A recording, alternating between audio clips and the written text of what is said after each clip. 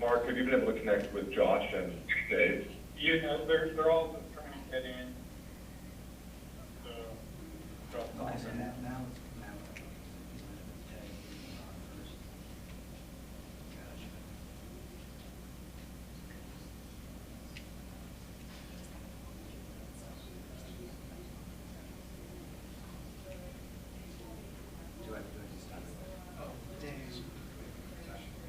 Spencer, do you see their screen with a lot of clarity or kind of pixelated? It's a little pixelated. Okay, all right. That's what we're seeing. I had to restart my computer. What? I had to restart my computer once I downloaded the extension to get this Citrix WebEx to work. Yeah.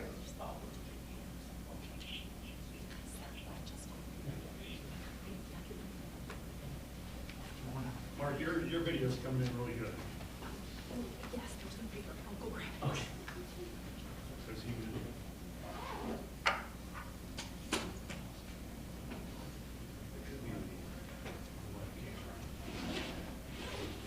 Remarks you have to for you right now. Good morning. Who's at 8573? Clark Kaufman. Thanks, Clark. Hey, Tyler. Just to let you know, we have some guest speakers No, today. no, So we we- should maybe talking to them. I think Mark and Spencer. And Mike Mond's on the line from Qualtrics as well.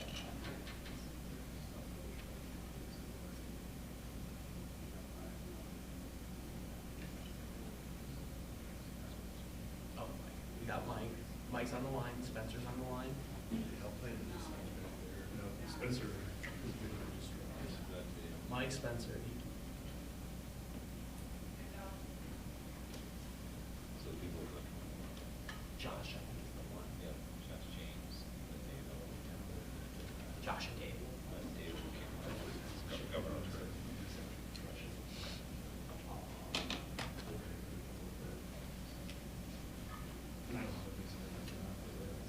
It works. He just fell off.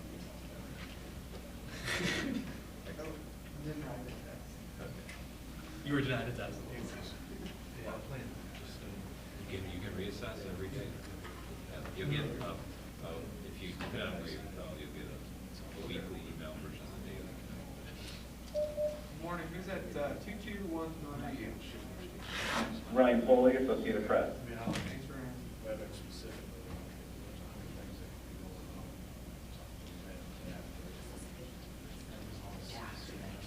I might just have to. And who's at 8684? She's in the back. Jared Strong at the Times Herald in Carroll.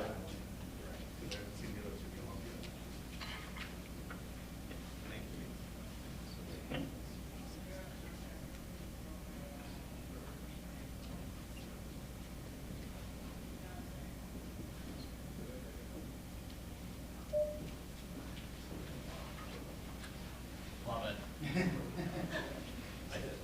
Are the other two still having parts of it? I think we just have one. I mean, we're still waiting on two to get connected to both. So.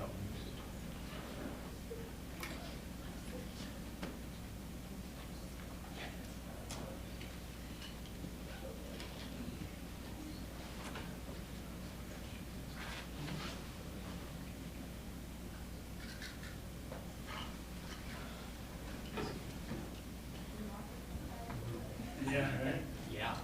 Yeah, I see it at the back. I know.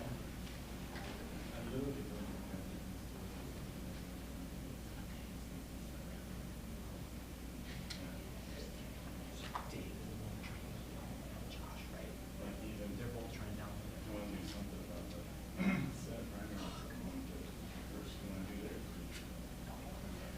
Right. 11. Yeah, yeah. Good morning. We did a couple of people. I know. So I've been Who's saying at that. phone number ending in 560? Tony Ladies with the Des Moines Register. I gotta find some way to try and get off this beat. Okay. No, none of them, they're all like, yeah, it's all right. They don't. Yeah, Jim's putting the story. Who's at 517, last four digits, 7637? Rachel with the UOI. That will still be, well, that's really, because everybody's pushing. Well, you're at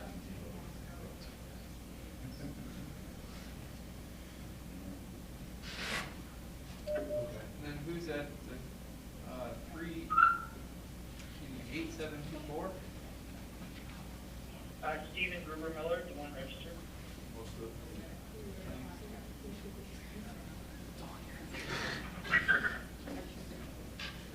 That's why I want to make sure you have it.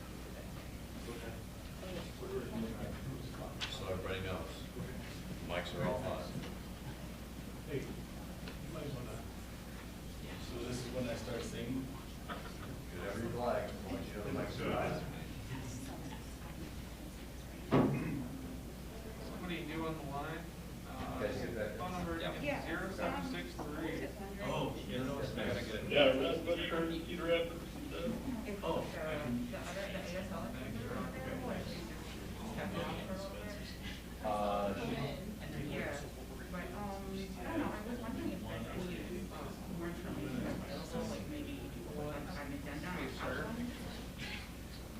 Okay, Okay, perfect, thank you.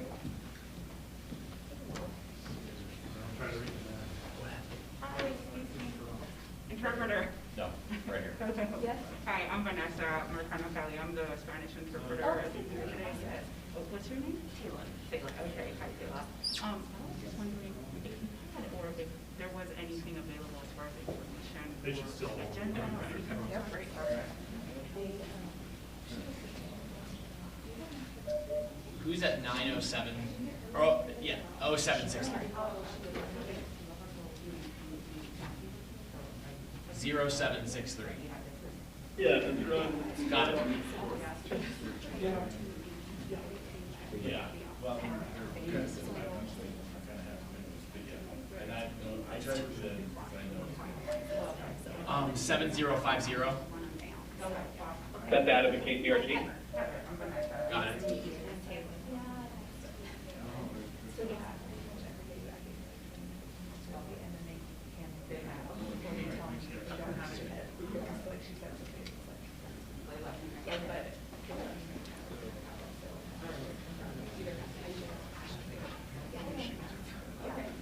What did they do last weekend? We're constantly.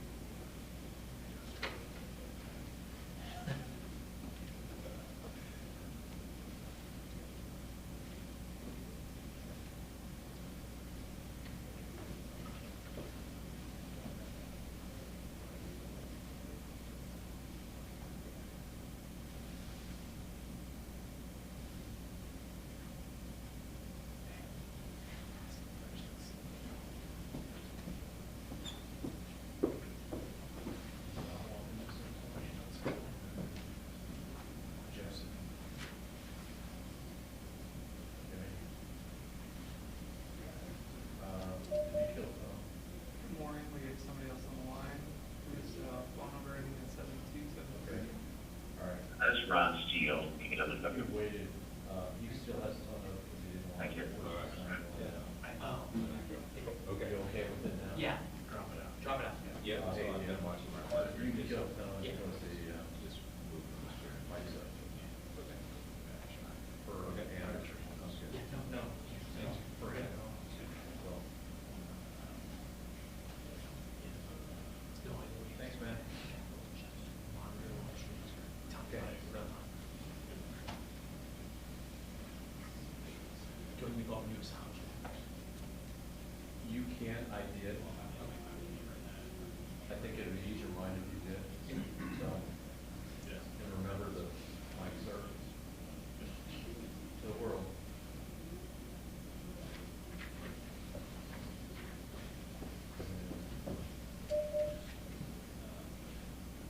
Somebody else online, ending in 3500. You're gonna go with it. Dave Price from WHO TV.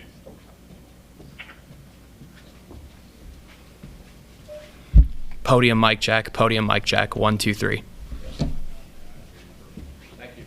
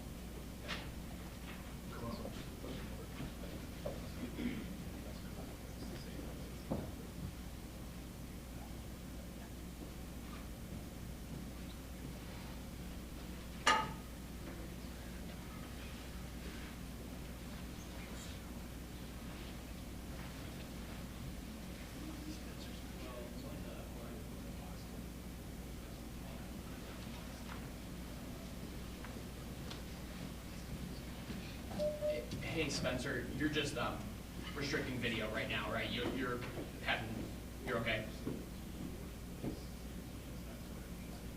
Yep, I'm here. I Okay. just was Just double check. stopping video until we started. Yep.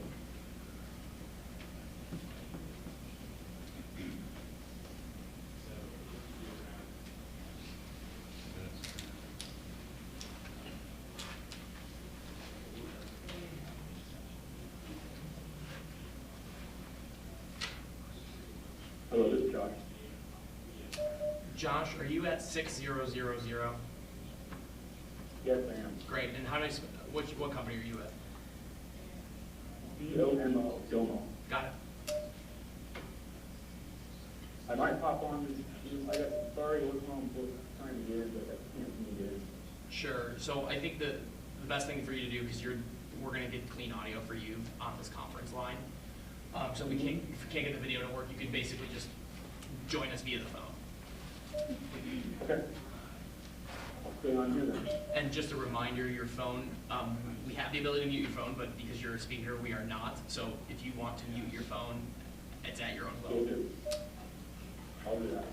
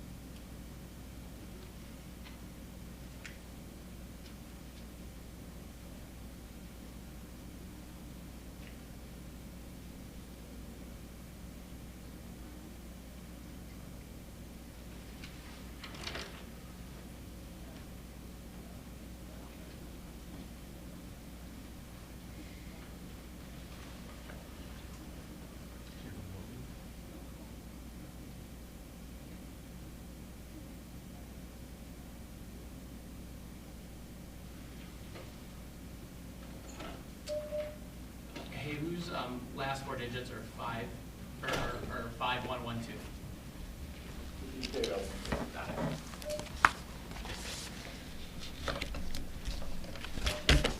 Okay. Good morning. We'll go ahead and start the press conference with an update on the numbers. Today, we had 482 new positive cases for a total of 3,641 positive cases. 33% of today's positive cases are related to the surveillance testing that has been done at the meat processing facilities. We had 2 new counties, Cherokee and Humboldt, for a total of 84 counties. We had 1,313 negative cases today, for a total of 23,974 negative cases. We've tested 27,615 Iowans for a per capita test of 1 out of 113 Iowans. The State Hygienic Lab has 7,273 tests available. We've had 1,293 Iowans recovered for a recovery rate of 35%. We have had an additional 4 deaths, and all 4 are related to long-term care facility outbreaks for a total of 83 deaths in Iowa. 10% of all of our positive cases in Iowa have been still related to long-term care facility outbreaks, and 51% of all deaths in Iowa are among our residents of long-term care facilities. Across all of the RMCC regions yesterday, there were 214 COVID-19 patients hospitalized. 23 were admitted in the last 24 hours. 89 patients are being treated in ICUs, and 60 are on ventilators.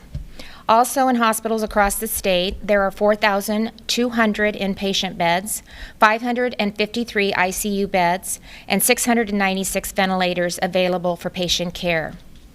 As Iowa and the nation prepare to reopen, the ability to conduct large-scale assessments and testing is critical to understand how prevalent the disease is and how it's evolving. The amount of data available will help us start to control the virus while making evidence-based decisions about how to ease the restrictions that have impacted our daily lives and begin to open up our businesses in a safe and responsible manner. Iowa, like all states, has had limited testing supplies and resources over the course of the pandemic. While in recent weeks our supply has increased, it was still not at the level needed to further expand our testing criteria so that more Iowans who need a test get one. And as I've said from the start with the team, we need an all-hands-on-deck approach. Iowans have seen the value of what public-private partnerships can do when times call for creative solutions. A number of Iowa-based manufacturers stepped up to help us solve our PPE shortage by reallocating their normal operations to produce gowns, masks, face shields for healthcare providers and other essential workers. At the same time, the state continued to pursue any and all sources to keep PPE flowing into our supply chain. So we've taken a similar approach in our pursuit for more testing. We've worked with our federal partners to secure additional resources as new testing technology became available, including Abbott rapid test and serology tests to detect COVID-19 antibodies. We also worked with local healthcare providers to assist them with securing tests to be able to conduct testing in their own facilities. But there continued to be a need for more diagnostic testing to identify as many positive cases as possible to help slow the rate of transmission, and that's why today I am really pleased to be launching Test Iowa. This is a public-private partnership between the state of Iowa, Nomi Health, and the Silicon Slopes Initiative. This will make available 540,000 COVID tests to increase the state's testing capacity by up to 3,000 additional tests per day, and that's in addition to what we are already doing. And it will also help us gather critical information from Iowans that will help our health officials better target and fight the virus. Iowa is only the second state in the nation to deploy this ambitious initiative, which includes an online health assessment to determine if individuals should be tested, and drive-through testing locations where individuals are swabbed, samples are sent to a lab, and results are returned electronically within 48 to 72 hours. It is as It's as easy as 3 simple steps. Step 1, you go to testiowa.com to complete a brief assessment that captures helpful information about symptoms or underlying conditions that you may have, as well as where you live and what your occupation is. So this type of information helps assess your eligibility for testing, and it will also help us identify potential hotspots across the state. Step 2, get tested if you currently have symptoms, have interacted with someone who has already tested positive, or have recently visited a place where COVID is more widespread. And step 3, if you test positive, we'll do the contact tracing to determine who you've been in contact with so that we can identify other potential exposures and take steps to slow the spread. We're also working to connect individuals who tested positive. We can't do this right now, but we're working to accomplish this, to connect individuals who test positive for COVID-19 to healthcare providers through a telehealth visit to ensure that they get the treatment plan that's best for them. While the assessment is an important part of the process to see if you're eligible to be tested, the information collected is critical to better understand, again, the virus activity across the state. So by taking the assessment and sharing the information, you can help us zero in on potential outbreaks and new clusters so that we can target our response and protect the health of others. Your information can also help us identify areas where minimal virus activity is occurring so that we can begin to safely reopen our state as soon as possible. The assessment, it was created in partnership with the Iowa Department of Public Health and is conducted using the highest levels of security and privacy protection available. Your information will be used only for the purpose of combating the virus until the pandemic subsides. Once you complete the assessment, you'll receive a follow-up email with information appropriate for you if you're eligible for testing. Your email will prompt you to schedule a time at a testing location near you and will also provide a QR code that you'll need at the check-in. Iowa's first testing location will open Saturday at the Iowa Events Center North parking lot in downtown Des Moines, and more testing sites are planned for other areas of the state and could open as soon as next week. We also will be doing a site in Tama tomorrow at a long-term care facility, so that will actually be the first site, and we'll provide more details on that tomorrow. As I mentioned, Iowa was the second state to launch this initiative. Utah was the first. And today we're fortunate to be joined by Utah business leaders who are part of a collaborative coalition known as Silicon Slopes. This group came together quickly to significantly increase COVID-19 testing capacity in their state, and now we are implementing it here. With us today, I have Mark Newman, founder and CEO of Nomi Health, Josh James, founder and CEO of Domo, Spencer Steed is the vice president with Qualtrics, and Dave Elkington of the Silicon Slopes board. So thank you all for being here with us today and for our exciting announcement. So Dave, I know Iowans want to hear more about our partnership and how this testing initiative is going in Utah and what we can expect here. Yeah, thank you, Governor, and thank you for the opportunity to partner and deploy some of the things that have been working in Utah. So a little bit of background in terms of what the initiative was, because I think it'll be interesting for people to understand what the program was as we look into what it can do for the people here in Iowa. So this really came out of a partnership initially with the state of Utah, and there was about a dozen companies who came together and realized that we can't just rely on the government alone to be able to provide solutions. So we came together in a very tight partnership, and we found access both domestically and internationally to protective equipment, so PPE. We found access to the entire test capability, and then we were able to get access to very innovative and a unique set of technology that's going to facilitate up to 3,000 daily tests, as you just mentioned. And just to give you a reference, in Utah, this program has only been in place for about 2.5 weeks. And just yesterday, we were just shy of 3,000 tests. And the way the program will work is it's a hub and spoke model where throughout the state of Iowa, tents will then be set up, and drive-through capability to get access to testing will then become available. And the way, and you'll see here in just a minute, it starts with the assessment, just as you mentioned, Governor. People will then first take the assessment, and the assessment's really determining 3 categories. Your symptoms, if you've got any exposure to other people who have had the COVID virus, and then third, have you traveled to any areas where that could be a hotspot. Based off of the results of that, you will then be prompted to go to one of the testing centers. So it goes through a scheduling process. The way the deployment will work is initially, the test will, well, first we need everybody in the state to take the assessment. You're going to hear more about why that's so important. Once the assessment, and we have a large group that is taking the assessment, we'll know where to set up the tent and where the hotspots potentially are.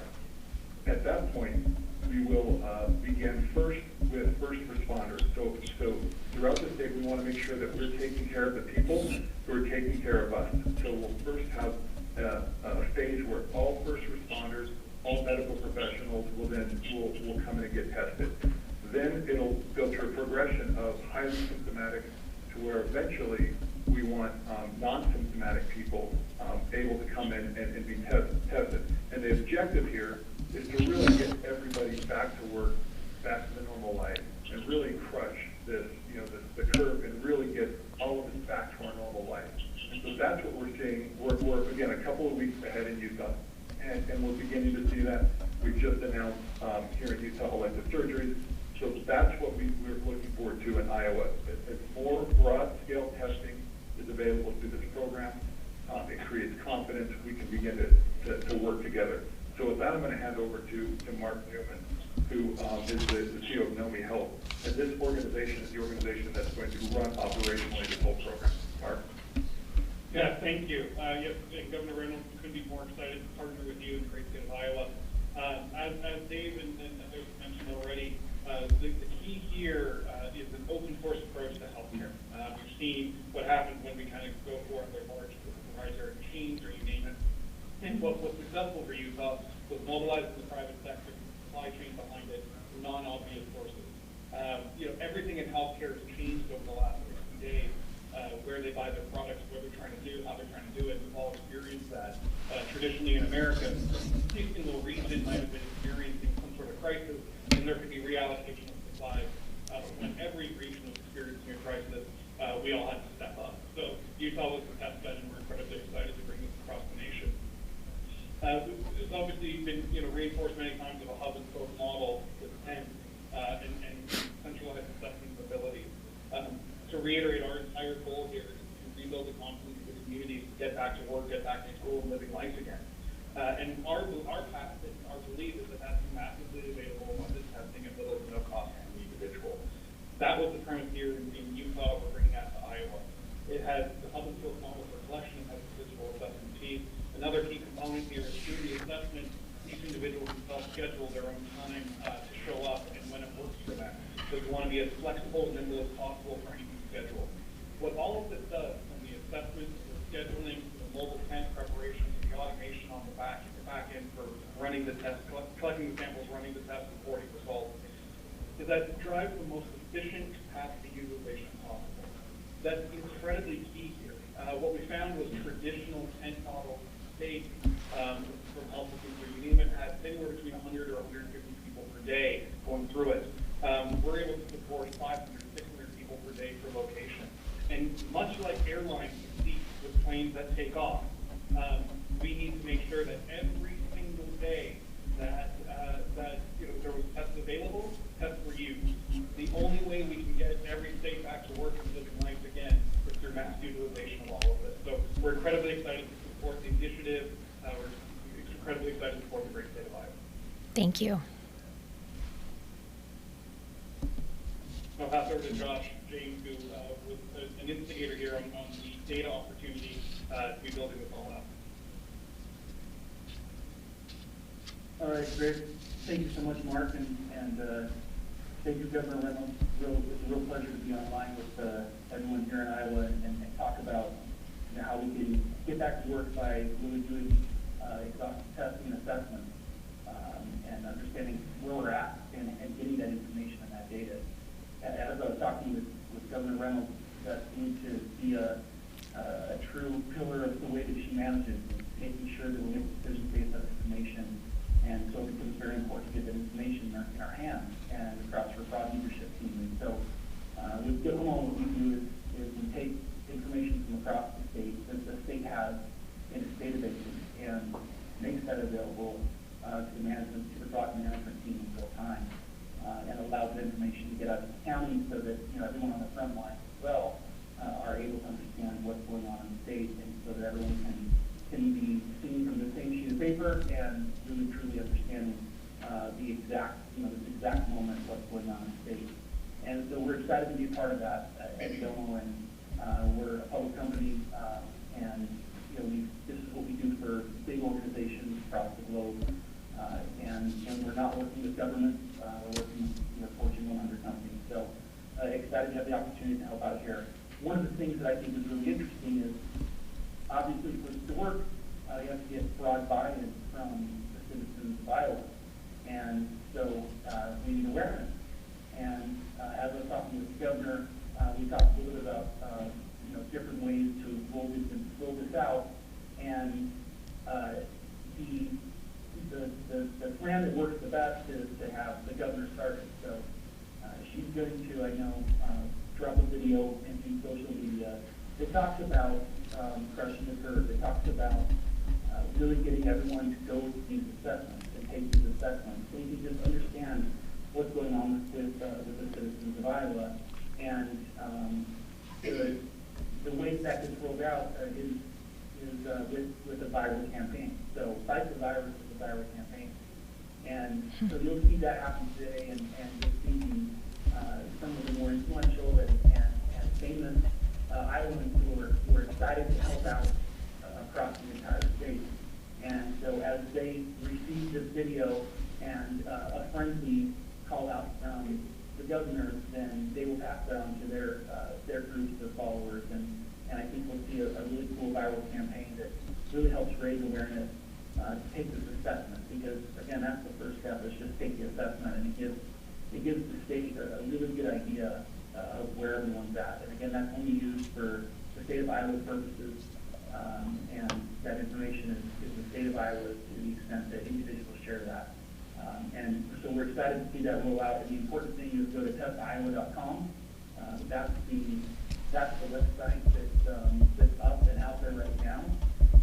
And if you go to testiowa.com, you really can see the assessment, and in very rapid form, be able to understand kind of where you're at and get things scheduled. So I think Spencer is on. We'll have him jump in and talk to us a little bit about the assessment. I can't hear Spencer. I was on mute. Okay, there we go. Thank you, Josh. Governor Reynolds, appreciate your leadership and are grateful for the opportunity to be a part of the solution. What we have found is that speed and accuracy is everything right now. And as our challenges continue to change, our ability to adapt is critical. And so, Qualtrics is a global company. We work with over 11,000 customers, including 2,800 universities. So we've been working in the state of Iowa for a long time, 8+ years, and excited to see that continue to expand. One of the important things is to be able to stay connected to citizens through the entire process, right? Whether that's from the assessment to providing results, to also checking in to see how they're doing and making sure that they're progressing.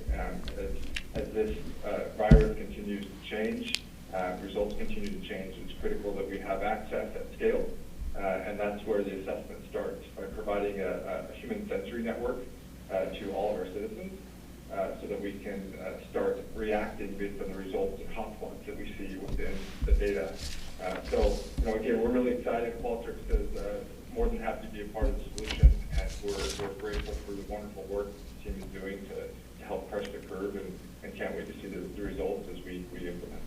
Thank you. Thank you, Spencer. And so look for the campaign today from the governor. I've already seen the video that she's made, and I think it's going to be, in this kind of horrible time when we're all trying to do everything and everything we can to flatten the curve and get back to work.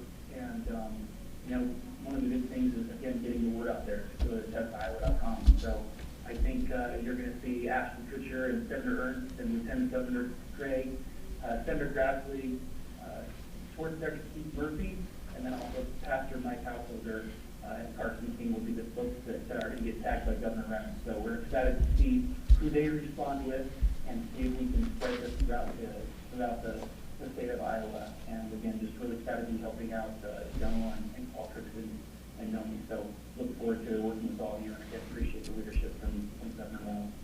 Thanks, Josh. I think actually we have 2 already scheduled for Saturday. So even before we started, we got curious Iowans out there trying to figure out what's going on. So I wanted to say thanks to all of you for partnering with us on this important initiative. And the group is going to stay on, I think, if you have any questions, which you'll get an opportunity to have in just a moment. But first, I do want to encourage every Iowan to go to testiowa.com and take the assessment. And I want to especially urge those Iowans who work in the healthcare field and other essential services, especially our staff in our long-term care facilities and those who work in the food processing or other manufacturing facilities. This is an important step to protect your health, your family's health, and your fellow Iowans. The assessment takes only a minute, and if you're eligible, you could be tested as soon as Saturday, as I said, in Des Moines.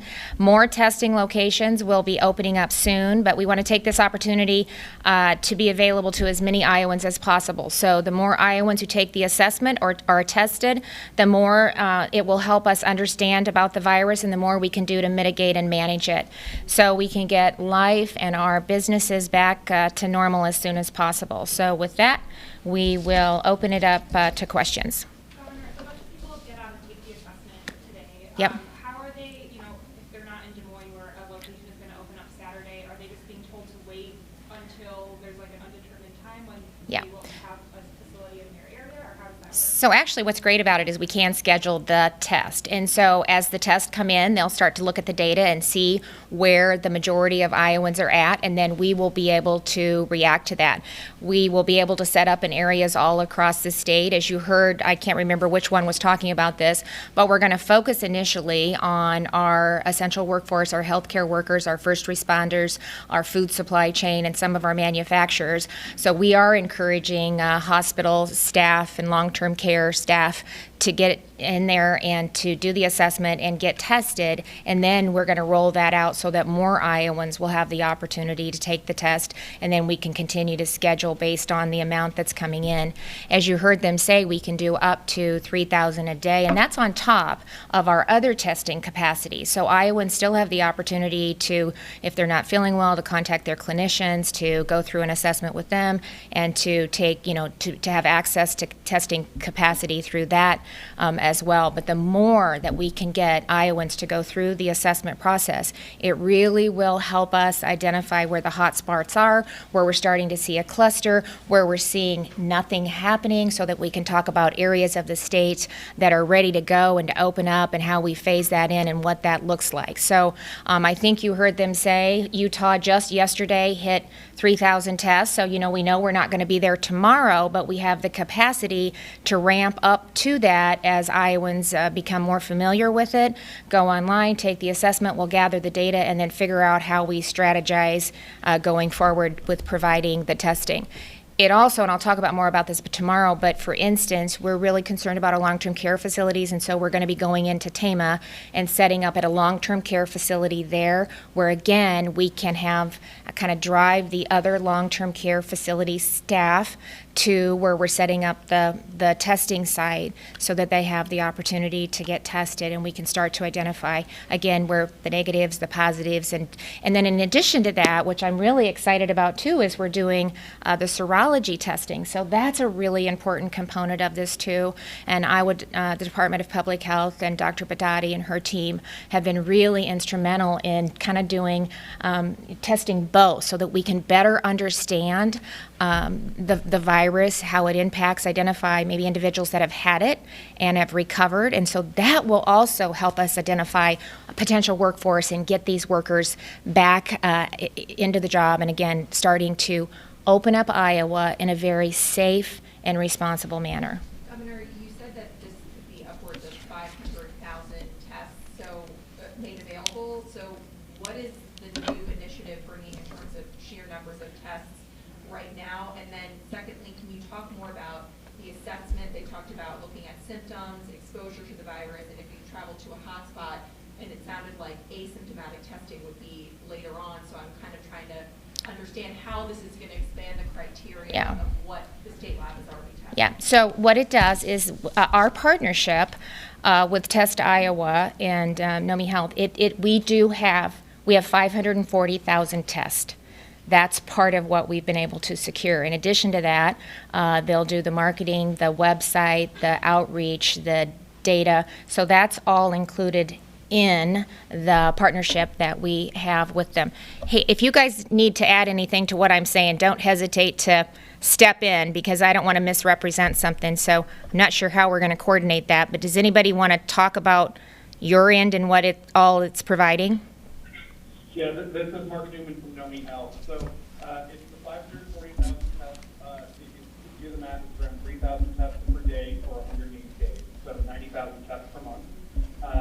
And we are preloading the state as well to make sure that if there is an opportunity to do more, that tests and kits are available. And this is to be able to drive the kind of long-term adoption of testing across the state of Iowa. Okay. So the tests are, like, you have the tests. Yeah, that is what we have secured with them through the contract with them. You're going to do asymptomatic testing? Well, so we are doing some of that with the surveillance testing that we're doing. Do you want to talk about that? So we're doing some of that, and this would be a part of it in the manner that we would be able to use this testing capability through some of our processing plants. That's why we want them to go online and actually take the assessment, and that will help us identify some of those. Yeah, thank you for the question. I think just like all along, the way we've looked at the resources available and how to make best use of what we have, that's what we're going to continue to do. And so again, I want to reiterate the department's commitment to stopping the spread of this virus and really taking care of our most vulnerable populations. And again, sharing information as we get it as quickly as we possibly can. And so having a tool like this helps us be flexible in understanding where the needs are in Iowa so that we can respond quickly and direct resources to those particular areas. And we'll continue to adjust those things as we go along according to what the needs are here in Iowa. Are the tests going to the state lab? Yeah. Yes. Yeah. Governor, so Mark said that there are opportunity to do more test kits. Is it your hope or expectation that the 540,000, and once we go through those, that will be enough testing done to be able to make those big decisions Well, you're talking about? that is going to have a significant impact on our ability to test those that need to be tested and to really understand where the state is doing well, where some potential hotspots are at, where are we seeing some clustering. The other piece of this is it will allow us to see that early so that we can get in there with the Department of Public Health and start to do some of that contact tracing and some of the research that's a huge component of this as well. So if you talk to states all across the country, everybody is trying to figure out a way that we can responsibly and safely open back up our economies and get Iowans back to work. And so this is a significant piece of that, to be able to understand who's testing positive, who's testing negative, where the hot spots are at. It allows us to be more targeted in our response, and areas that are doing well to open that up, but to still monitor it. People can go in and take multiple assessments. So even though you've taken it, I believe that's accurate, right? Even if they've taken it once, we want them going back in if they develop symptoms later on. So you have the ability to go in multiple times and take tests based on kind of your symptoms and how you're feeling. And so, Governor, yep. This is Josh from Domo, and one of the other things I wanted to say is, first of all, it's probably important to call out, there's not a lot of states are in this position. We talked to a lot of different states in both software in a lot of different formats, and there's many states are struggling to get 400 tests, 800 tests, 400 tests a day. So getting this kind of throughput, I think, can really make a difference. And then the other component here is not just the test, it can be assessments that happen. Right. And being able to get information and as people come in, understanding the symptoms and having that in a database that allows Iowa to, again, like you said, understand where those hotspots are is really important. But this definitely catapults Iowa into the upper echelon of states that are able to do assessments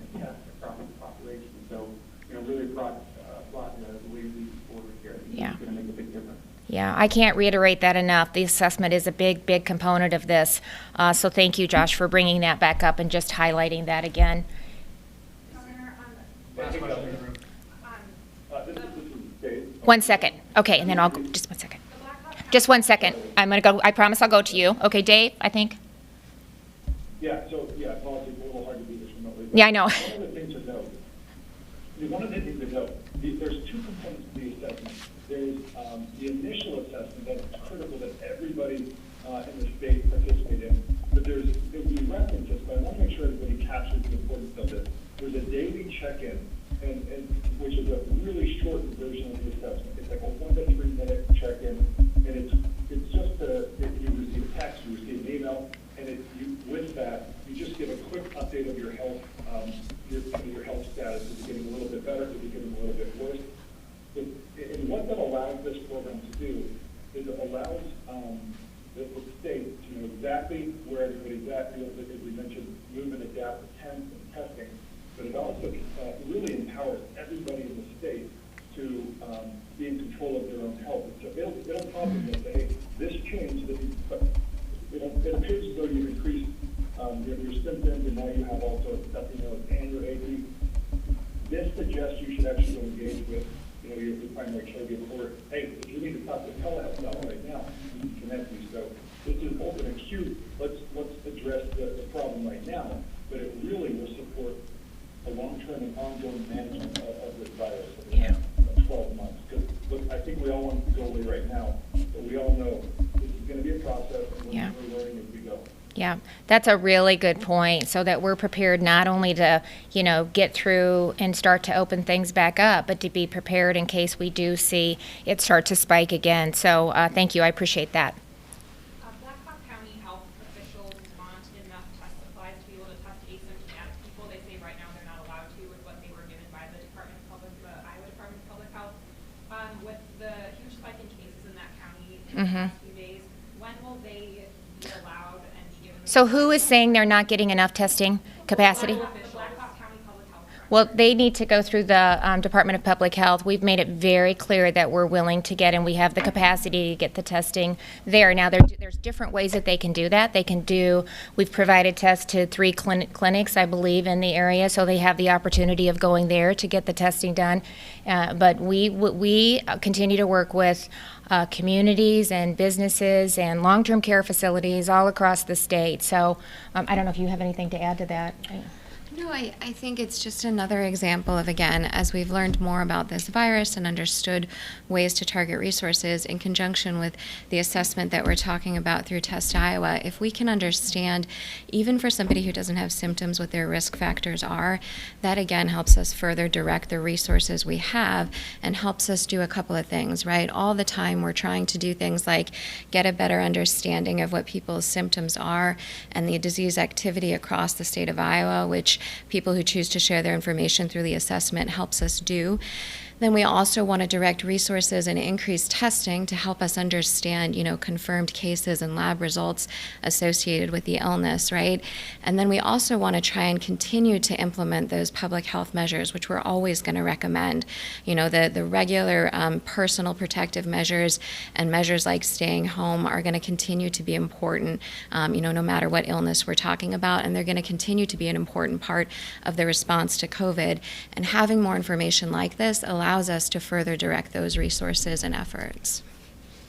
Yes, Josh, I missed an opportunity. They should go and do the assessment, and that will help us accomplish exactly what they're asking for. So I am going to get so much better at this. This is a pivot from what we've been able to do, and this is how valuable this tool can be. So we can say to those individuals, and that whole area, Waterloo, every individual there in Black Hawk County can go online to testiowa.com, and they can go through an assessment, and we can start to figure out who is symptomatic or how we can start to schedule and walk through the testing. But it is essential. This is the first thing that they can do, and this is the first thing Iowans can do if they're concerned about an outbreak in their area, or they want to just, be proactive and, what did you say, kind of be in charge of their own health. Go online to testiowa.com, take the assessment. We'll collect the data, and then we'll start to put in place the strategies to take the next steps and see how we can start to really identify where some of the hot spots are and what we need to do next. So Take the assessment. Aaron Murphy, go ahead. Governor, just real quick, can you, I think you may have touched on it, but can you assure Iowans, because this is a publicly traded company that's asking for individuals' health care information and data, can you expand on how that will be kept safe and confidential? Yep, and I'll have somebody on the team too step up and say it also, but we own the data. It is secured by Qualtrics. It's analyzed by the state public health. Again, it is protected, and Qualtrics meets the highest standard of security. It is an ISO 27001 certification. We're also protected by HIPAA. So we have all of the protections in place. The information is confidential. Does Spencer, do you have anything else to add to that? Yes, so the data is encrypted at rest and in transit, and as the governor stated, we are high trust and FedRAMP certified and HIPAA compliant, work with public sector and have for many years, and at the end of the data is owned by the state, so we don't have access to it. We're going to go to channel 13. Go ahead. Yeah, Governor, one other thing to note on the data, this is an important thing. Once an individual puts their information in the assessment, so as you take the assessment, there's the general overview, and then you put in some personal information, and then after that, the health questionnaire proceeds. After the point that that personal information is put in, that individual, through the existence of the testing process, that information is obfuscated, and no one associated with Test Iowa can see it. At that point on, you heard about the QR code. An individual at that point is purely a QR code through the entire process. This system is a processing system. It is not a data system. All of the reporting comes out of the state database because, this is not designed to provide any of that kind of information. It's secured. It's never visible. And really all of the data has been put into the centralized state database where all of that reporting, any of that kind of information is residing. Thank you. It's very good information. Go ahead, channel 13. Good morning, Governor. Hi. Can you lay out specifically this enhanced testing ability? Will then it allow more people to qualify to get tested? And then secondarily, why the launch now? Would you have done this previously to expand testing if you could have acquired the testing supplies? Is it as simple as that?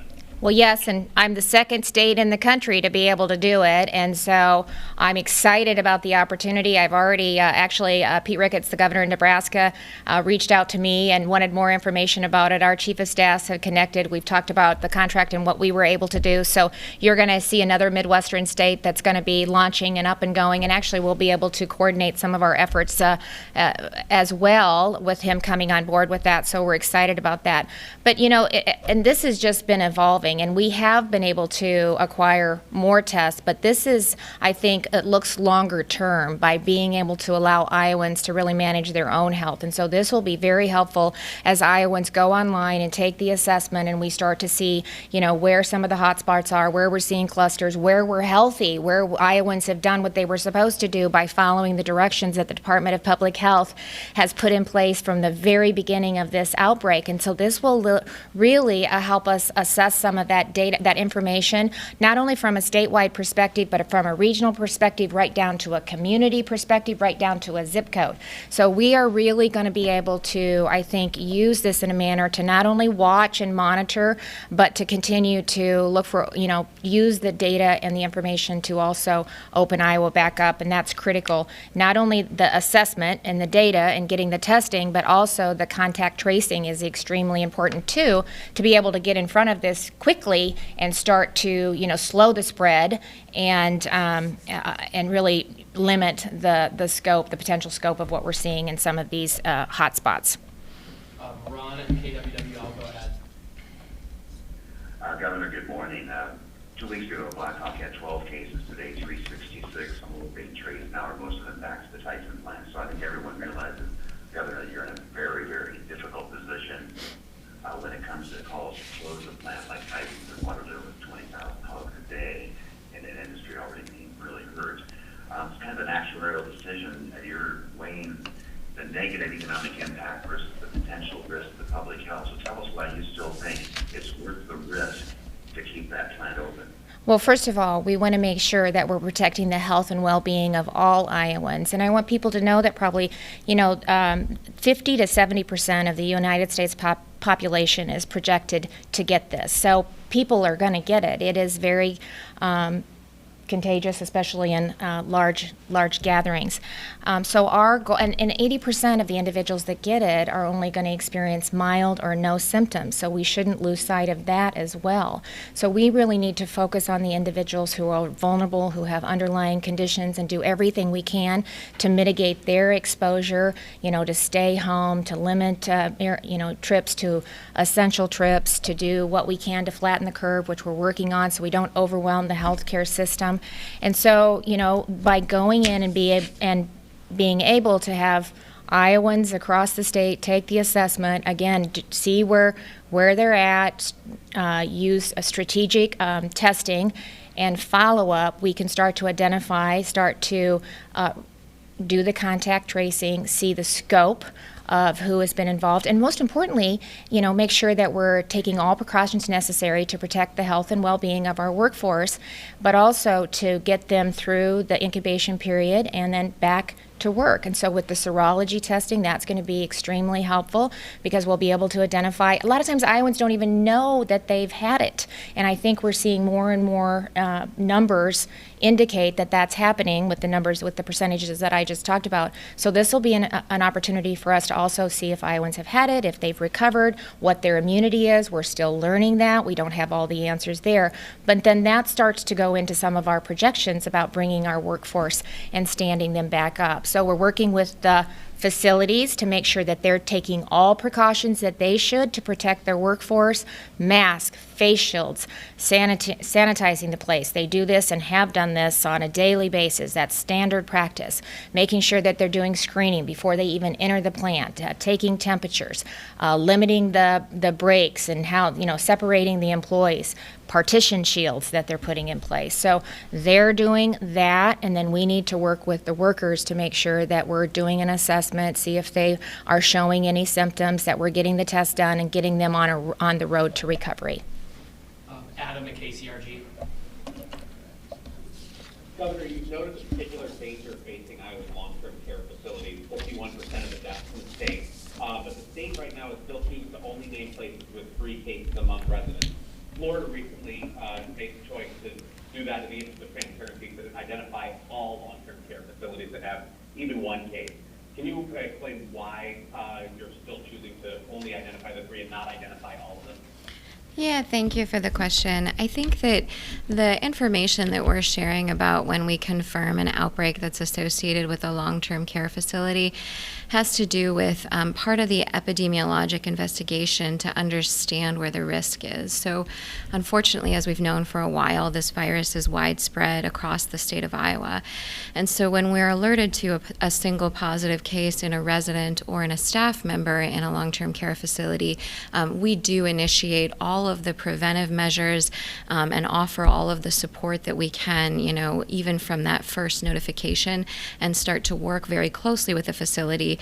And again, this is what we're doing all the time to help understand the risk factors and how we think somebody may have become sick, and to implement the control measures that we need to implement to reduce spread. And so the idea of using 3 individuals, 3 residents in a facility as a determination for confirming an outbreak really has to do with understanding the risk and understanding what's going on in a facility. And it's something that we continue to do. We continue to work very closely with these facilities on. We're going to keep doing that, not just for COVID, for all kinds of illnesses, for the health and well-being of the Iowans in these facilities. And I would also say that just like with plants or any other location, these are all a part of our public health, where Iowans live and work and where we get care and what we do for leisure. And so we always want to make sure that we're sharing information, not just when people have problems, but to help prevent problems from occurring. So that defines an outbreak, but why not just make all of that public when cases are revealed in any long-term care? I don't know. I mean, I feel like you've answered it, but. Yeah, again, thank you for the question. I think that's currently, the way that the department is sharing that information, and I appreciate the question. And as I said, we're going to continue to work with these facilities and share as much information as we can, as quickly as we can. But again, I mean, we're going to have them go in and take the assessment so that we can start to get in front of this. We have strike teams that are going into the nursing homes to make sure that we're working with the facility and the staff to make sure that, you know, we're meeting their needs and they're getting the information that they need. And so taking the assessment, getting in front of it, identifying who's positive, who's not, so we can do the contact tracing is all key to really preventing this. And they have been very proactive from the beginning, but once it gets into a facility, it is really hard to contain it. And so we're trying to get on the front end. You know, public health has been very transparent and to try to be very transparent with the data that they're providing, continuing to look for different ways to provide Iowans with the information that they expect. So I want to commend them on the work that they're doing on a daily basis to really protect personal information, as well as trying to provide the public with the information that they need. And it's always tied to, you know, the health and well-being of all Iowans. So I really appreciate the work that they do every single day on behalf of Iowans. We got time for one more question. Caroline's asking on behalf of others. Yeah, Kate Henderson is wondering why it was said that it costs little to no cost to the individual to get these tests. How much does it cost, and who is keeping that money? So we signed a contract with them, and the contract provides, is that what are you asking? Let me make sure. The cost of the test, if there is a monetary. There is no cost to the individuals taking the test. Little to no cost. Well, there's no cost to the individuals that are taking the test. Okay. I mean, we're standing it up, and this is what we're going to use some of the federal COVID money for this very thing, because we know it is critical to really understand the health and of Iowans, to do the assessment, to understand where the outbreaks are, and then to be able to target our response as well as getting in front of it. So, you know, they've got cutting-edge equipment that they're going to be able to use and allow us to do that. Not only the assessment, the testing, and then the follow-up. On the block grant money, just Yep. you mentioned it, Yep. can you talk a little bit about what other guidance you've received about? We're hoping that we can still get that, so it's coming, but they've promised that they would provide as much flexibility as possible, and it needs to be tied to addressing COVID, and this is tied to addressing COVID. So before I wrap up, I just want to again say thank you to the team in Utah. You've really turned this around really quickly. I cannot even express my gratitude on behalf of Iowans to get out there and do the assessment and follow through, and I really I look forward to reporting out how we're able to really implement the great tool that you've provided for us. So thank you very much, and thanks for taking the time to be on today. Thank you. Thank you. Thanks, everyone.